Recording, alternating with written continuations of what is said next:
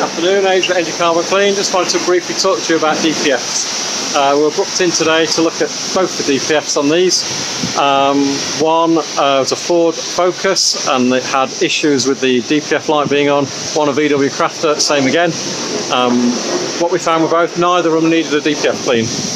Basically the measured soot content had got out of whack on both. The manual gauge checking the back pressure on the pressure sensor showed that they were both perfectly normal in terms of soot content, but the data that the vehicle keeps and stores was considerably out of whack. So all we need to do is recalibrate the sensors, change the adaptation value for the soot content so that the measured and the calculated match, and then all the lights went out and it's back to normal.